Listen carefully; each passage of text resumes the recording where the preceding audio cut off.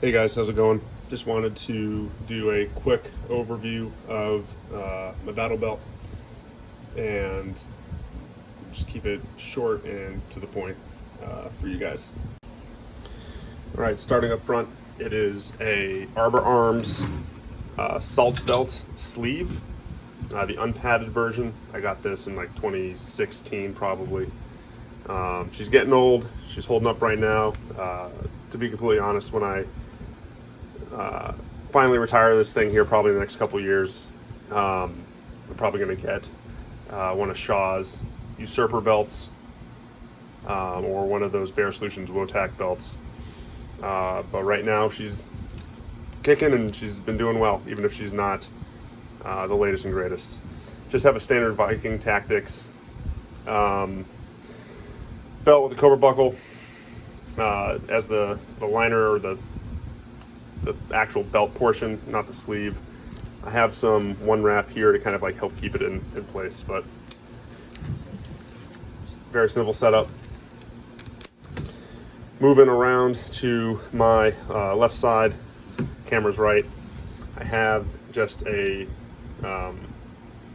metal ring here and a small carabiner for hanging gloves or chem lights or whatever. If you put the chem light, this through the chem light bundle itself, this top part right here unscrews, you can rip the plastic, have it come off, but otherwise just kind of keep it here. I have an angled mag pouch from, honestly I forget who, but just standard Kydex angled mag pouch for pistol mag number 1. And then I have a Shaw, I think it's a depth, pistol mag pouch for pistol mag pouch number 2. When I'm wearing this, they do not conflict. You kind of have one coming out here and the second straight up. I've debated going to 2 angled ones right now. This is just kind of what's been working. Going back, got a lens ripe with some tape on it, and this is just to be able to do optics, glasses, whatever. Just a standard issue Army plastic hook, again for hanging gloves or whatever. Most of the time it just stays closed and out of the way. Rifle mag pouch. It's a Cry Smart Pouch 148 Embedder mag pouch. The reason I'm not using emergency mag, if you go to my SPC plate carrier video, when I'm wearing plates, most of the time I found that I go to my emergency mag on my cummerbund over my belt. If I'm wearing just a belt, it's too easy to tuck this flap in and put the mag in like this and then just tighten her down if I'm running it like that. Or for most cases, I'll just have the flap down. In real life, there's very few people who have actually had to do an emergency speed reload.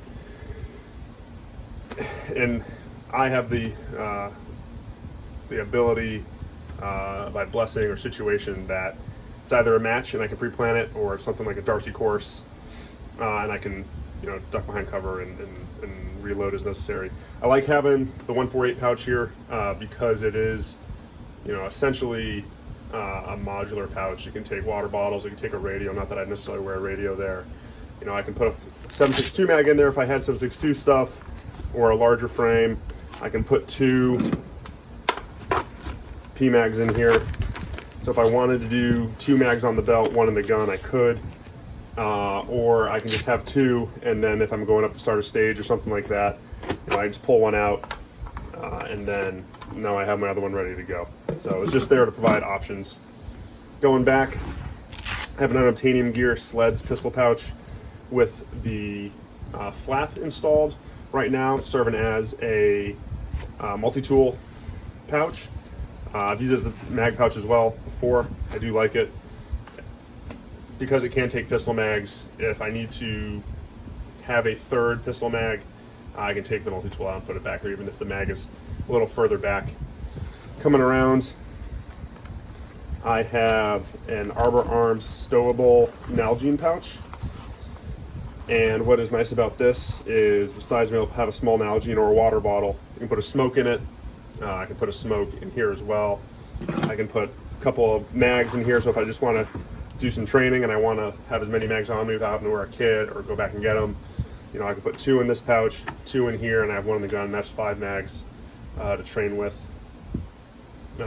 without having to go. But stows away nice and small when you don't need it, and it's just a perfect little addition to your kit setup when you don't need it. It literally stows away like right here. You forget about it. So continuing around, LBT. I don't remember what it is. Blowout IFAK Master Race. You really can't beat this thing. Is there newer stuff out there? Is there stuff that is more capable of pulling additional duties as general purpose pouches? Yes. But for just a nice IFAK that you can mount on a belt, through belt loops, on a plate carrier, that's easy to deploy, essentially universally known, you really can't beat the LBT in my opinion. Behind it, I do have a pair of shears, and I have it just on a retractable lanyard. So you can pull it, you can cut what you need, whether it's my stuff. It has enough length that I can reach around it, and I could use it on someone else, and they just stay tucked in right back out of the way, but I'm not using them. Coming around, IFAK holder in a J Tactical IFAK pouch. I've done the, not IFAK, sorry, tourniquet holder. I've done tourniquets on the top with like the Blue Force Gear banana hammock, and it works all right, but I have found that if I'm messing with a sling that I can catch the wide part of the tourniquet and I can rip it out without realizing it. So have since just gone to the JTAC solution. This was a brown one, spray painted it dark green, Ranger green, just kept the red tab open. So it's this combination of brown and green. You know, for those of you who care about how colors look, it does kind of look a little savvy having the brown on the inside, but honestly it was just the brown was too bright and I just wanted to mute that color a little bit. So the banana hammock from Blue Force Gear, or whatever it's called, maybe it's not called that, Blue Force Gear, if that's not what it's called, you should make one and call it that. Not that you even know or care who I am. Is great, and I've since moved it to a chest rig where it stores the tourniquet up and down vertically, and so there's less concern about it coming out. Moving around to my dominant side is just a standard Safariland mid-ride UBL with whatever the Safariland holster number combination is for a Glock 17 sized Glock family of handgun. So 19, 17, 45, 47 with a Surefire X300 light, and it is red dot capable as well. And then just with a standard leg strap. I don't always run it. If I'm doing a competition or something where I'm moving a bunch, I do put it down. If I'm just sitting at the range and I'm doing some reps drawing or shooting doubles or something, I don't necessarily put the leg strap on. And then just moving around the front, try to keep that side slick to keep the draw unimpeded. I've had tourniquets up here on the front before. I don't like it when I have to prone out with a belt on. And so I've defaulted to keeping this all slick. And the rest of the belt as general purpose capable as possible. So, you know, you can put multi-tools or flashlights in the pistol mag pouches minus the Kydex one. You can do smokes, multiple different mags, water bottles in the other pouches. And then you've got tourniquet and then IFAK on the back. So again, try to keep it as simple as possible. I'm not trying to carry the world on me. I've done nods on the belt before. I've done GP pouches on the belt before. I just don't like a lot of bulk on my hips. I've had just a pouch before from Spiritus. Great product. I just did not like how big it sat on my hip. I just didn't like it. Some people are fine with it. Just wasn't my thing. So one contrarian view on belts is the more that I've used a belt with plates, the less I like having a belt. The belt is very handy for range sessions. It's handy for, you know, a quote-unquote assaulter role where you're in a CQB class or something. But if you're doing long duration movements or wearing plates for an extended amount of time, the belt, for me personally, just like gets gets in the way.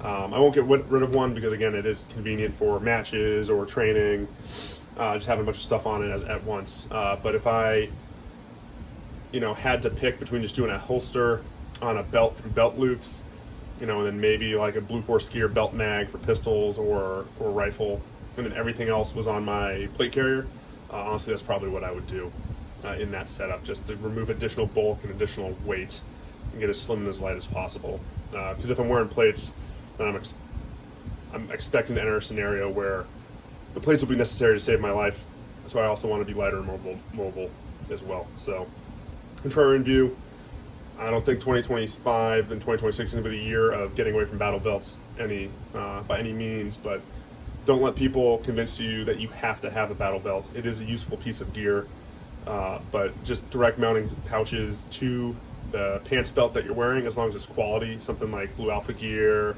or one of Magpul's. I'm sure there's another company out there that I'm not thinking of. Don't think you have to have a battle belt.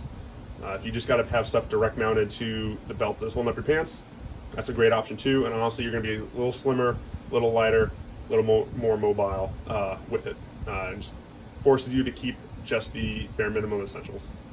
Finally, guys, just talking about all this stuff, just wanted to give you guys some advice or a verse. So James 3:9 talks about how with the same tongue that we use to praise God the Father, we also use it to curse men made in His image. And so, big takeaway from that is, what are we saying to people? Are we being double-minded or two-faced? Are we claiming to do one thing and then acting out another in public, just as a means to kind of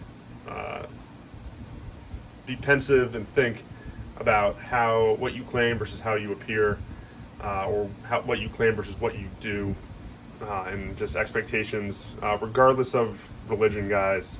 Just a solid thing to think about as you go about your life. So that's all I had.